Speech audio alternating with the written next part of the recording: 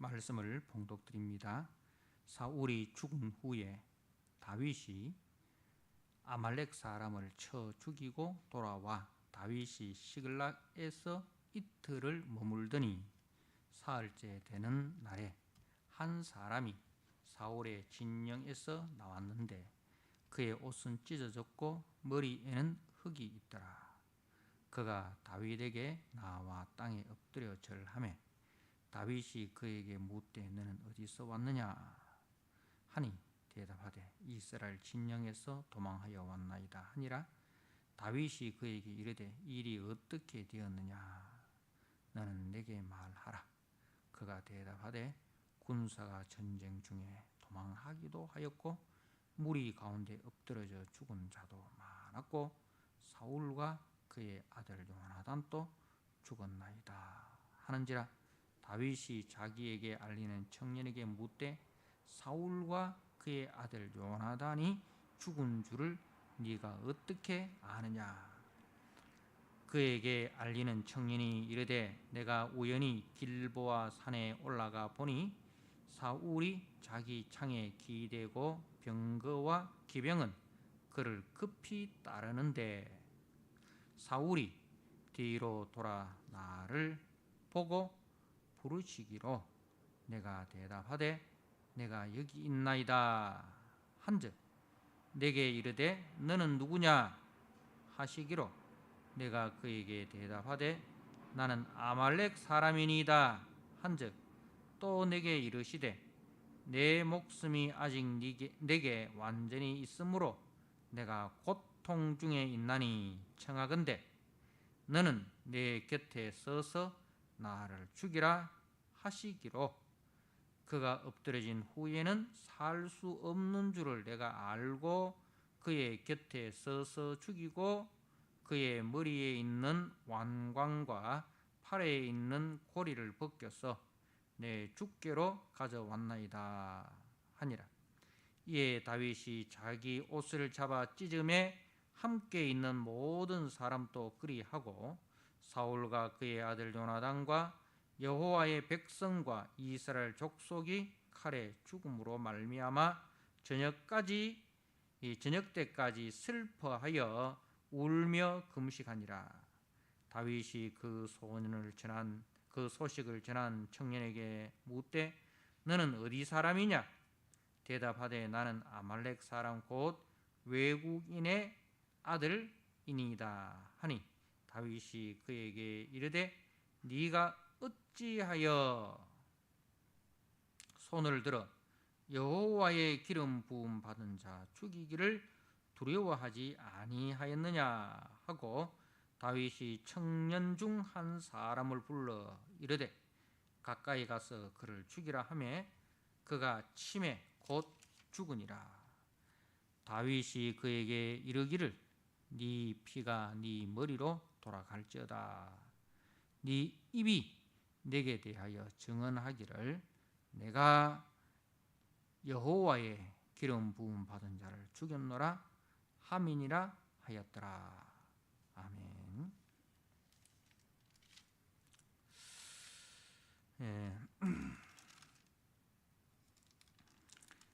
오늘 이제 사무엘하 1장을 우리가 보게 됩니다. 원래 사무엘상하는 한 권의 책으로 이렇게 연결되어 있습니다. 그래서 이제 사무엘상 31장과 사무엘하 1장이 연결되어 있다 이 말씀이죠. 그래서 사울이 죽은 후에 우리가 31장에서 사울이 이 블레셋과의 전투에서 죽는 죽는 장면을 이렇게 보았습니다. 자, 그리고 다윗이 아말렉을 쳐 죽이고 돌아와 이렇게 이 이야기는 우리가 그 사무엘상 30장 사무엘상 30장에 이제 다윗이 이 블레셋 아기스 왕 수하로 이스라엘과의 전투에 참전하려다가 그 블레셋 다른 방백들의 반대에 부딪혀서 이제 참전에서 참전하지 못하고 다시 이 자기의 본거지인 그 시글락으로 돌아왔을 때 그 시글락이 아말렉 사람들에게 노략을 당했죠. 그래서 다윗이 이제 하나님께 묻죠. 이제 아말렉을 쫓아가리까? 하나님께서 쫓아가라 이렇게 해서 그 아말렉을 물리치고 빼앗겼던 모든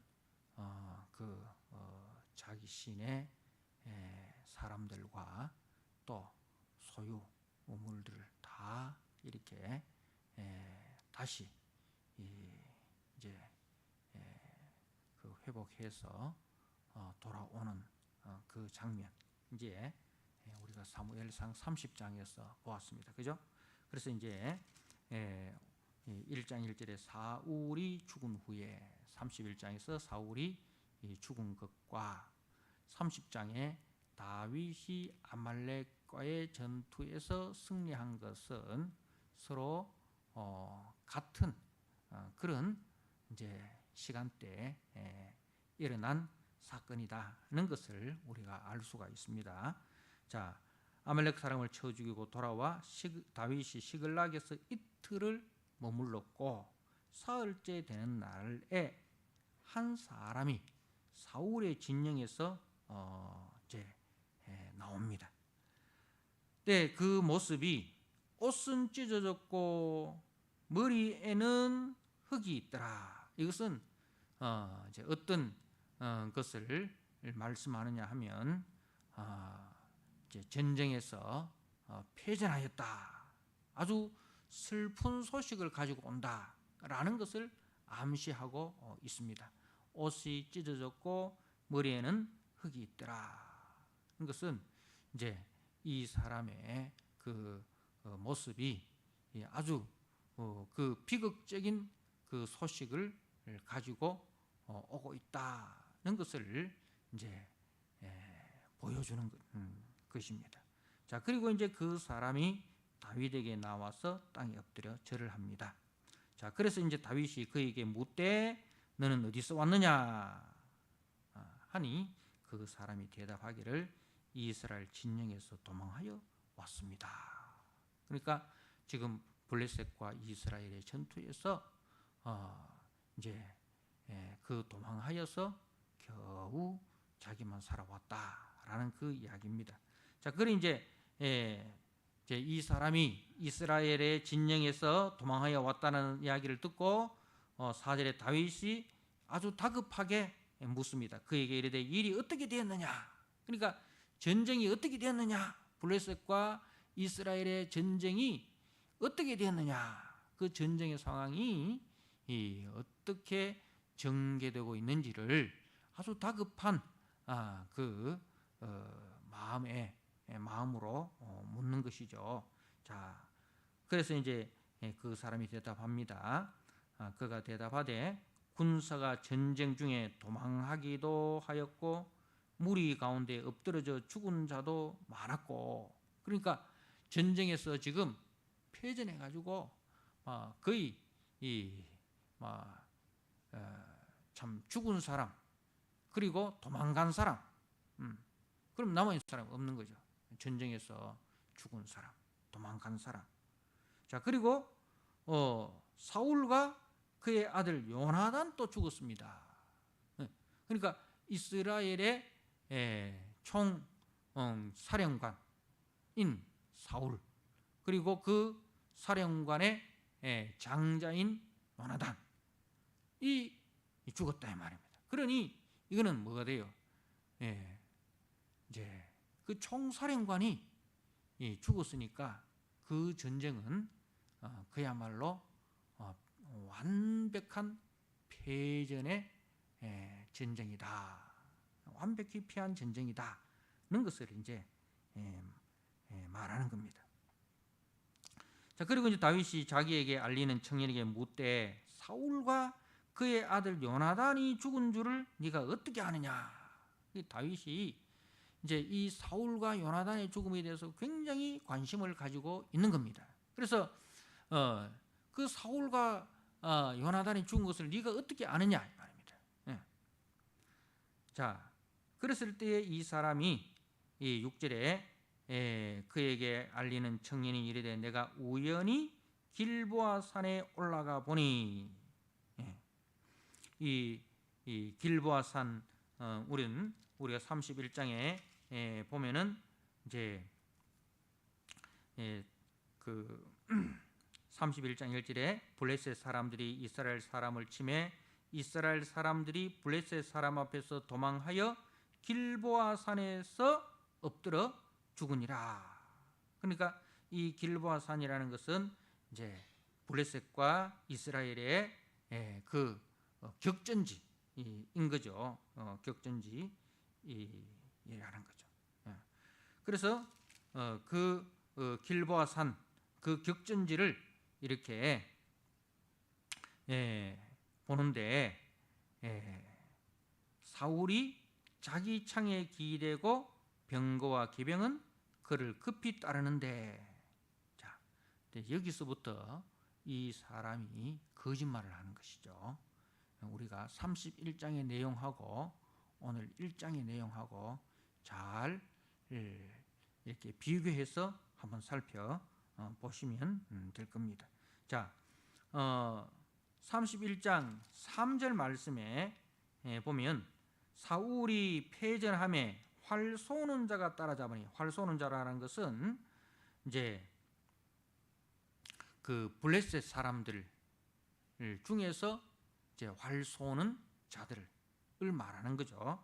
그래서 이제 그 블레셋 사람들 중에서 궁수죠. 궁수. 그 옛날에는 이제 그 전쟁을 하면 뭐 말 타는 기병, 그리고 활을 쏘는 궁수, 그리고 창을 쓰는 창수, 뭐 이렇게 이제 구분이 되어 있지 않습니까? 그래서 이제 그 활을 쏘는 궁수가 사울을 이제 추격했다 이 말입니다. 추격해서 그 활 쏘는 자에 의해서 중상을 입었다. 그러니까 그 화살이 아주 사울의 그 치명적인 부분을 이렇게 맞힌 것이다 하는 겁니다. 그러니까 그 31장에서는 사울이 이 블레셋 군대의 활 쏘는 자에 의해서 치명상을 당한 것으로 그렇게 나오는데, 이 사람의 이야기는 그게 아니고 어떻게 이야기합니까?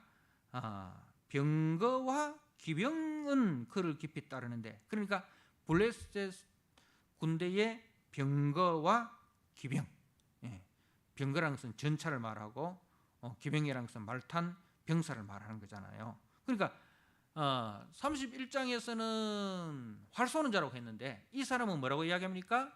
병거와 기병이 뒤따랐다. 그렇게 이야기를 합니다.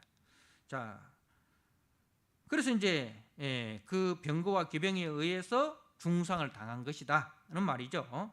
자, 그리고 이제 8절에 내게 이르되 너는 누구냐 하기로, 그러니까 그 사울왕이 이 청년을 향해서 너는 누구냐 이렇게 물었다 이 말입니다. 그래서 그가 대답하기를 나는 아말렉 사람입니다. 아말렉 사람입니다. 이 말은 나는 아말렉 사람으로 이스라엘 군대의 용병으로 왔다 이 말입니다.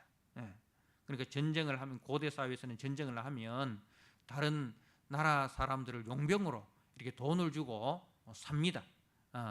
그래서 이 아말렉 사람도 용병으로 이제 이 사울의 군대에 온 것이다 이 말이죠. 자, 그리고 9절에 또 내게 이르시되 내 목숨이 아직 내게 완전히 있으므로 내가 고통 중에 있나니 청하건대 너는 내 곁에 서서 나를 죽이라. 자, 이 말은 뭐냐면은 아직 내 목숨이 아직 내게 완전히 있다. 이 말은 이제 그 생명이 아직 붙어 있다 이 말입니다. 생명이 아직 죽지 않고 붙어 있는 가운데 이제 있는데 고통스럽다 이거죠. 생명이 아직 목숨은 붙어 있는데 그 부상이 심해서 너무 고통스럽다. 그래서 너는 나를 죽이라. 이 말은 이 고통에서 빨리 내가 벗어날 수 있도록 나를 죽여달라. 그 이야기입니다. 그런데 그러니까 이 말은 사울이 죽은 이유가 고통을 덜 당하기 위해서 이제 죽여달라. 그 이야기죠. 그러니까 어떤 죽음입니까? 아주 비굴한 죽음이다 이 말입니다. 비굴한 비급한 죽음을 택했다. 상처가 너무 고통스러워서 그 고통을 피하기 위해서 비급하게 죽음을 택하였다 하는 겁니다. 그래서 10절에 그가 엎드러진 후에는 살 수 없는 줄을 내가 알고, 이 말은 내가 살펴보아도 그러한 것 같아서 그런 뜻이죠. 아말렉 청년이 그 상황을 살펴보았을 때도 그렇게 보였다. 상처가 너무 심해서 살 가망이 없어 보여서 내가 그 사람을 죽였다. 그렇게 한 거죠. 자, 그런데 31장에서는 사울의 죽음이 어떻게 기록되어 있습니까? 사울의 죽음이 4절에 보면은 그가 목이 든 자에게 이르되 네 칼을 빼어 그것으로 나를 찌르라. 할례 받지 않은 자들이 와서 나를 찌르고 모욕할까 두려워하노라. 그러니까 사울이 이제 화살에 맞아서 중상은 입었지만은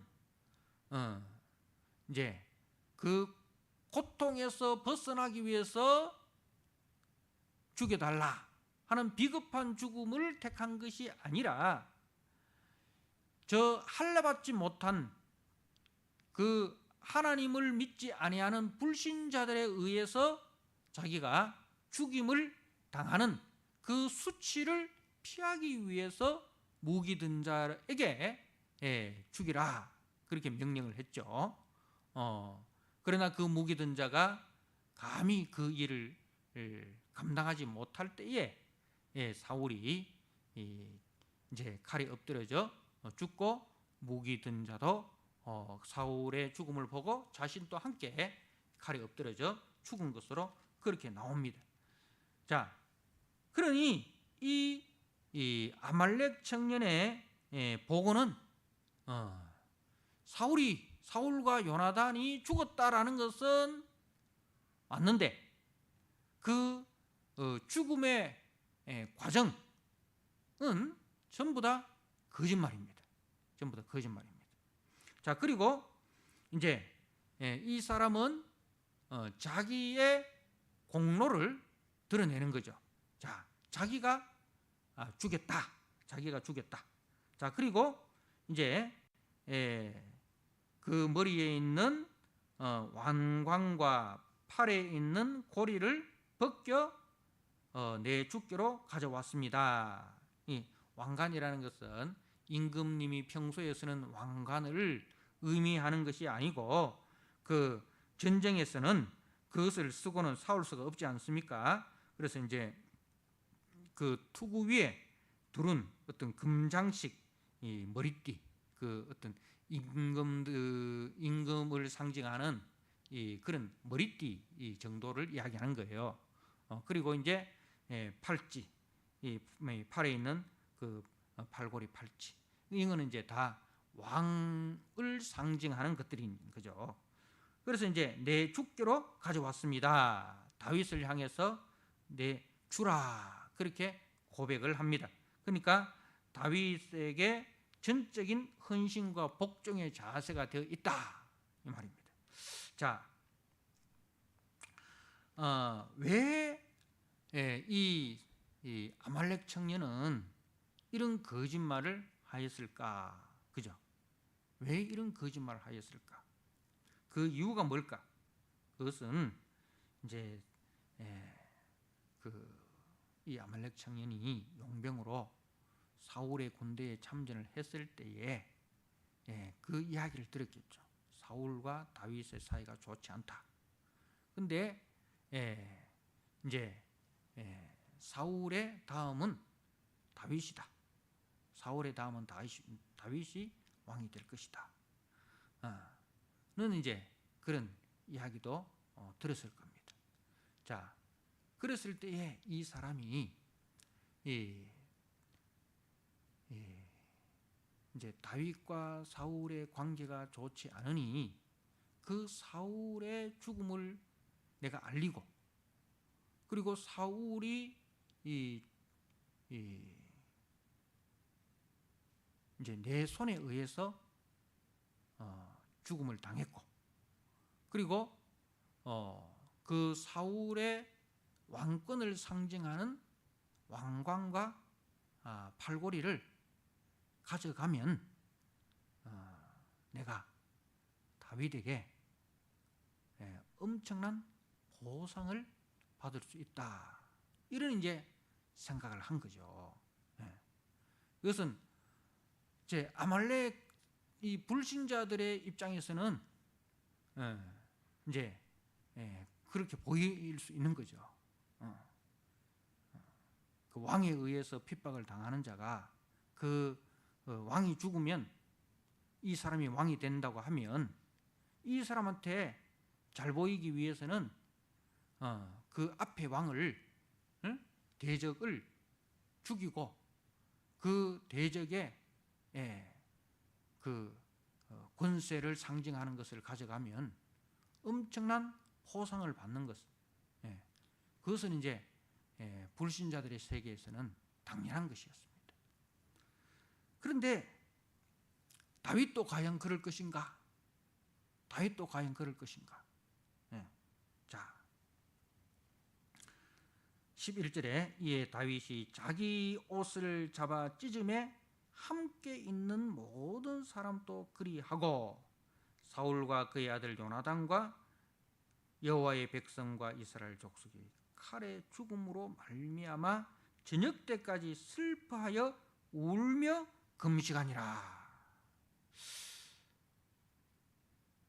이 아말렉 사람의 기대와는 정반대의 지금 모습을 보이고 있습니다. 다윗과 다윗의 그 사람들이 사울에 의해서 지금 그 본국에서 쫓겨나서 그야말로 참 방랑자 신세가 되어서 참 이렇게 쫓겨다니는데, 그래서 사울이 죽었다 하면 자기들이 이제 본국으로 돌아갈 수 있고, 그리고 다윗이 왕이 될 수 있다라는 그런 참 생각으로 아마 자기에게 포상을 하고 자기들끼리 막 그 승리의 잔치를 할 것으로 생각을 했는데, 아니 정반대의 그런 모습을 보이는 겁니다. 다윗이 자기 옷을 잡아 찢고 모든 사람도 함께, 그러니까 극도의 슬픔을 표현하는 거죠. 극도의 그 애도를 표현하는 것입니다. 그래서 이제 그 사울과 그의 아들 요나단과 이스라엘 여호와의 백성과 이스라엘 족속이 칼의 죽음으로 말미암아 저녁 때까지 슬퍼하며 울며 금식을 하니라. 그리고 난 이후에 13절에 다윗이 그 소식을 전한 청년에게 묻되 너는 어디 사람이냐? 너 출신이 어디냐? 자, 이 사람이 나는 아말렉 사람 곧 외국인의 아들이니이다. 나는 아말렉 사람. 자, 다윗이 방금 누구와 전쟁을 했습니까? 아말렉과 전쟁했습니다. 그죠? 그 아말렉이 다윗에게 어떤 일을 행했습니까? 다윗이 없는 틈을 타서 다윗의 모든 남은 그 사람들과 소유물을 다 약탈해 간 사람들입니다. 네. 그리고 이 아말렉은 이제 사울이 왕이 되었을 때에 하나님께서 사무엘 선지자를 통해서 아말렉을 진멸하라 했던 그 아말렉입니다. 그리고 출애굽기 17장에 이스라엘 백성들이 이 출애굽한 이후에 최초로 만난 적이 아말렉입니다. 예. 근데 이 아말렉이 누구라고요? 에서의 후손이라는 거죠. 에서의 후손. 예. 이 아말렉 사람. 예. 근데 다윗은 그 아말렉을 도륙하였다, 진멸하였다. 그렇게 하는데 사울은 어떻게 했습니까? 사울은 그 아말렉을 진멸하라는 하나님의 명령을 어기고 아말렉의 왕 아각을 살려두고 그리고 살찐 우양들을 남겨두었습니다. 이 아말렉 청년도 그 전쟁에서 사울이 살려둔 사람들 중에 한 사람인 거예요. 그런데 이 아말렉 사람이 지금 어떻게 합니까? 사울이 살려두었는데 살려둔 이 아말렉 사람이 사울의 죽음을 이용해서 자신이 성공하고 출세하고 돈과 명예를, 권력을 얻으려고 사울의 죽음을 이용하고 있지 않습니까? 그러니까 이 아말렉이라는 것은 이 사단의 모습입니다. 죄의 모습입니다. 죄의 모습. 그래서 죄는 진멸해야 될 대상이지 죄에 대해서 우리가 진멸하지 않고 남겨두면 그 죄가 결국은 나를 집어삼킨다는 겁니다. 그래서 우리가 죄는 진멸해야 될 대상이지 동정해야 될 대상이 아니다 이 말입니다. 그리고 우리가 끊어버려야 할 그 죄악을 끊어버리지 않으면 오히려 나중에 그 죄악이 나를 집어삼키고 나를 욕보이는 그런 경우를 우리가 당하게 된다는 것을 오늘 말씀을 통해서 우리가 봅니다. 자, 그리고 14절에 다윗이 그에게 이르되 네가 어찌하여 손을 들어 여호와의 기름 부음 받은 자 죽이기를 두려워하지 아니하였느냐. 자, 다윗이 어찌하여 이렇게 이 말은 어떻게 그럴 수 있느냐 이런 뜻입니다. 어찌하여 네가 어떻게 그럴 수 있느냐, 상식 이하의 행동을 할 수 있느냐 이 말입니다. 어떻게 그런 상식 이하의 행동을 할 수 있느냐? 뭐가 상식 이하의 행동이냐? 여호와의 기름 부음 받은 자 죽이기를 두려워하지 않는 것. 여호와께서 기름 부음 받은 자를 죽이는 것에 대해서 전혀 두려움이 없는 것. 어떻게 그런 상식 이하의 행동을 할 수 있느냐? 자, 다윗이 이제 사울을 죽일 수 있는 기회가 두 번 있었습니다. 그죠? 우리가 앞에서 24장, 26장에서 사울을 죽일 수 있는 두 번의 기회가 있었음에도 다윗이 죽이지 않는 이유가 무엇입니까? 여호와께서 기름 부으신 자를 여호와께서 처단할 것이다. 잘못이 있다면 여호와께서 처단할 것이다. 그래서 자기 부하 장수인 부하 장수가 이제 아브넬이 이 사울을 죽이자 했을 때도 그런 이유로 말렸습니다. 그죠?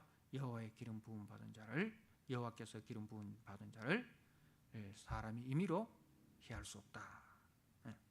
그래서 여호와께서 세우신 자이기 때문에 처벌도 여호와께서 하셔야 한다. 그래서 다윗 자신도 사울을 죽일 수 있는 두 번의 기회가 있었지만 실행하지 아니하였다. 그런데 네가 어찌하여 이런 상식 이하의 행동을 하였느냐. 그래서 다윗이 이렇게 애통하는 이유는 단지 사울의 죽음, 요나단의 죽음 때문, 이스라엘의 패전 때문에 애통하는 것이 아니라 이제 여호와의 기름 부음 받은 자가 이방인의 손에 의해서 죽음을 당하였다. 그런 것은 결국은 누구를 욕보이는 행동이냐? 바로 기름 부으신 여호와를 욕보이는 행동이다 이 말입니다. 그러니까 우리 예수 믿는 사람들이 세상에서 욕을 얻어먹고 우리 예수 믿는 사람들이 세상에서 짓밟히면 그건 누구의 이름이 짓밟히는 겁니까? 하나님의 이름이 짓밟히는 거예요. 그것으로 인해서 다윗이 애통하는 겁니다.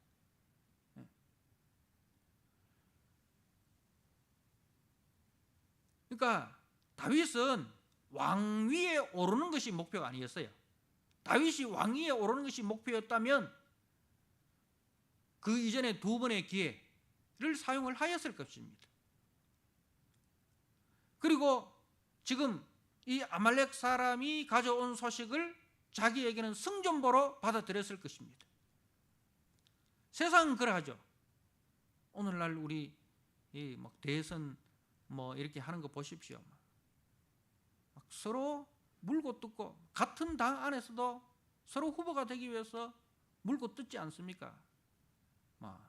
그게 진짜로 있는 사실이었는지 아닌지 그건 관계가 없습니다. 있는 것도 없는 걸로 만들고 없는 것도 있는 걸로 만들어 가지고 서로 이전 투구를 합니다. 그죠? 왜? 내가 대선 후보가 되기 위해서. 그리고 또 그 당의 대선 후보가 또 결정이 되면 이 당과 저 당이 또 서로 물고 뜯고 그렇게 3월 달까지 할 거예요. 그런데 저쪽 후보가 결정적인 흠이 있어서 결정적인 흠이 발견돼 가지고 낙마를 하면 이쪽에서는 그야말로 쾌재를 부르는 거 아니겠습니까? 그죠? 없는 죄도 만들어 가지고 덮어 씌우는 게 세상입니다. 근데 다윗은 그러하지 않습니다. 왜? 다윗은 메시아 왕국의 예표이기 때문입니다. 오실 다윗의 후손으로 오실 그리스도의 나라를, 하나님의 나라를 보여주어야 할 그 사명이 다윗에게 있기 때문에 그렇습니다. 다윗은 자기가 영광을 받는 것이 목적이 아니라 하나님이 영광을 받는 것이 목적이라는 거죠. 자기가 왕이 되는 것이 목적이 아니라 자신을 통해서 하나님의 이름이 높아지는 것을 목표로 하는 사람입니다. 그래서 다윗은 하나님의 영광을 회복하는 것이 목표. 그래서 다윗의 애통은 한 인간의 죽음에 대한 애통이 아니고 여호와의 기름 부음 받은 자의 죽음을 애통을 합니다. 여호와의 기름 부음 받은 자가 이방인 아말렉 사람에 의해서 죽임을 당하고 또 저들의 조롱거리가 되고 있음에 대해서 통분히 여긴다 하는 겁니다. 그래서 우리 믿음의 성도들은 내가 어떤 사람이 되는 것이, 어떤 자리에 올라가는 것이 목표가 되어서는 안 됩니다. 우리는 그것보다 더 중요한 것이 우리를 통해서 하나님의 이름이 욕보임을 당하지 않고 우리를 통해서 하나님의 이름이 높아지는 것. 그래서 나에게 어떤 자리가 주어지고 어떤 이익이 주어진다 하더라도 그 자리와 그 이익이 하나님의 영광을 가리는 일이라면은 우리는 그 자리와 그 이익을 내려놓을 수 있어야 됩니다. 그것을 내려놓음으로써 하나님의 이름이 영광을 받는다면 우리는 하나님의 영광을 받는 쪽으로 우리는 항상 거기에 우선순위를 둬야 된다는 거죠. 그래서 다윗은 먼저 그의 나라와 그의 의를 구하는 삶을 살았다는 겁니다. 다윗은 자신의 목표나 자신의 야망을 성취하는 것이 목표가 아니라 하나님의 이름을 영광을 높이고 하나님의 나라와 의를 구하는 그런 진정한 하나님의 사람이었습니다. 그래서 다윗의 중심 사상은 항상 자기의 이익이나 자기의 이해보다도 하나님의 명예가 우선이었다. 그래서 지금 다윗은 첫 번째로는 핍박 앞에서 믿음을 저버리지 않았습니다. 그죠? 사울의 핍박 앞에서 믿음을 저버리지 않았고, 그 다음에 지금 아말렉 사람의 유혹 앞에서, 시험 앞에서 넘어지지 아니했다. 예수님이 이 40일 금식을 하시고 3가지 시험을 받았지 않습니까? 돌이 떡이 되게 하라. 그리고 네가 내게 절하면 천하만국의 영광을 네게 주리라. 천하만국의 영광을 내게 주리라. 다윗도 뭡니까? 그 천하만국의 영광 보다도 거기에 절하지 아니하고 하나님의 이름의 영광을 위해서 일하는 사람이었습니다. 그래서 하나님의 사람의 특징이 무엇인가? 우리가 잠언 24장 17절 말씀을 한번 보시기 바랍니다. 잠언 24장 17절 말씀.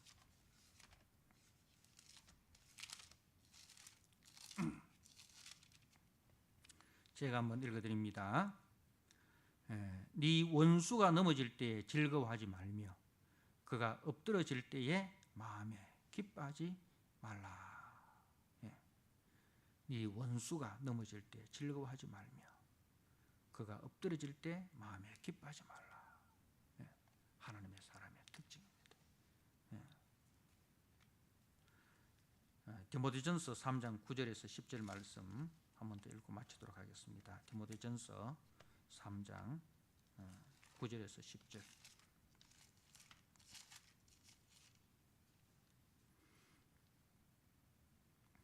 하나님의 사람의 특징.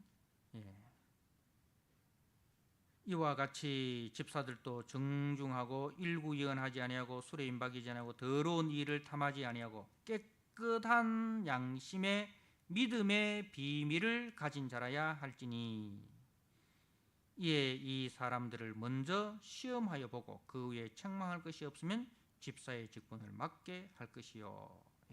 깨끗한 양심의 믿음의 비밀을 가진 자라야 한다는 겁니다.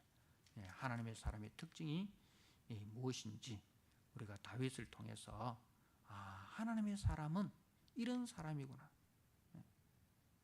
세상은 다 자기 이익과 자기 이해를 우선순위에 두는데 하나님의 사람은 그것보다도 하나님의 이름의 영광을 먼저 생각하는 사람입니다. 하나님의 영광을 위해서는 자기가 손해를 보고 자기가 양보를 하고 그래서 하나님의 이름이 영광을 받는다면 기꺼이 그 길을 가는 사람, 성공이 목표가 아닌 사람, 왕의 자리가 목표가 아닌 사람, 하나님의 사람은 깨끗한 양심의 믿음의 비밀을 지키는 자, 원수가 넘어지는 것을 기뻐하지 아니하는 사람.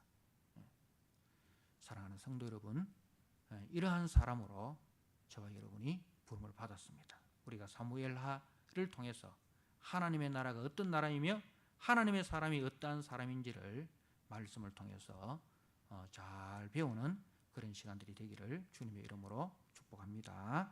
아멘. 하나님 아버지, 오늘 말씀을 통해서 세상 나라의 특징과 하나님 나라의 특징, 세상 사람의 특징과 하나님의 사람의 특징을 우리가 살펴보았습니다. 하나님 아버지, 다윗을 통하여 나타난 하나님 나라의 사람의 그 모습을 우리가 잘 배우게 하시고 우리의 삶 속에서도 하나님의 사람으로 하나님의 영광을 위하여 일하는 사람으로 우리가 견고하게 세워지는 귀한 은혜가 있게 하여 주옵소서.